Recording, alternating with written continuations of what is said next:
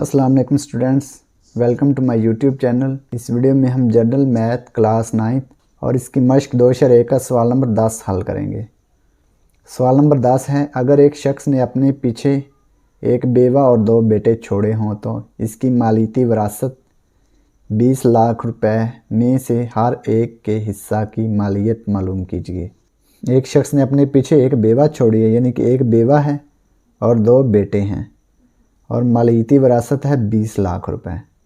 तो हमने हर एक के हिस्सा की मालियत मालूम करनी है।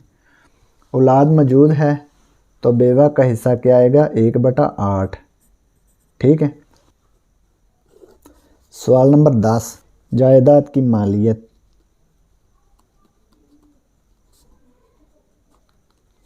जायदाद की मालियत कितनी है, 20 लाख रुपए।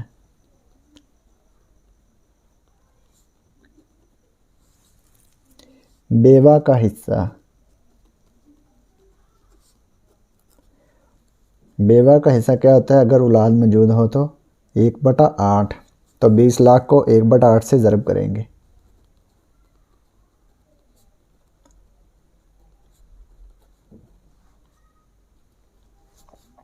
बीस लाख को 1 से ज़रब करेंगे तो 20 लाख आ जाएगा और तकसीम 8 पे।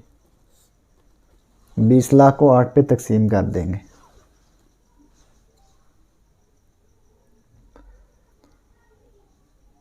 तो ये आ गया 2,50,000 रुपये।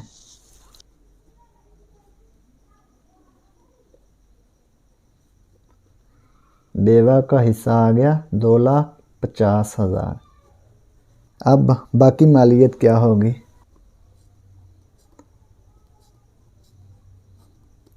बीस लाख में से 2,50,000 को तफरी कर देंगे।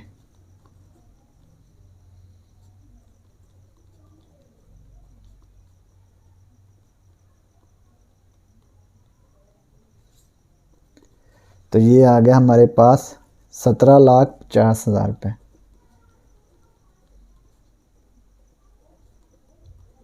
तो 17,50,000 को हमने 2 बेटों में तकसीम करना है। तो बेटों के हिस्सों में निस्बत क्या आएगी, बेटों के हिस्सों में निस्बत, 2 बेटे हैं तो क्या आएगी, तो बेटे का हिस्सा क्या होता है, 2 बेटे हैं तो 2 निस्बत 2 आएगी। निस्बती मजमुआ क्या आ जाएगा हमारे पास, 2 जमा 2। निस्बती मजमुआ 2 जमा 2, तो ये आ गया हमारे पास 4। ठीक है, निस्बती मजमुआ कितना आ गया, 4। तो हर एक बेटे के हिस्से की मालियत मालूम कर लेते हैं।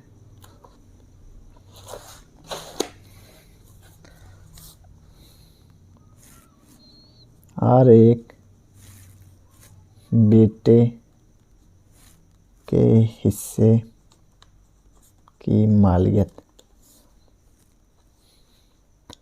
तो कितनी बची थी रकम, 17,50,000 रुपये।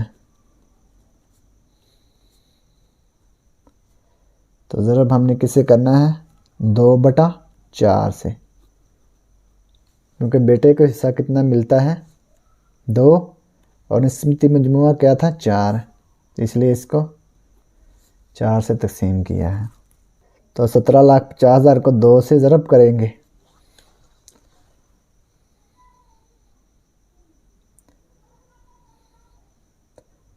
तो ये आ गया 35 लाख रुपए।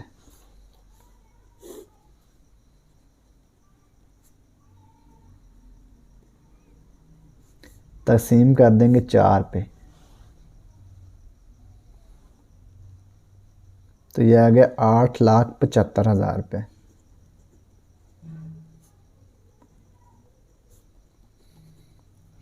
तो हर एक बेटे के हिस्से की मालियत कितनी आएगी, 8,75,000 रुपये। तो ये सवाल नंबर 10 मुकम्मल हो गया। और अगर आपको इसमें कोई डाउट हो तो आप लाजमी कमेंट बॉक्स में कमेंट करें।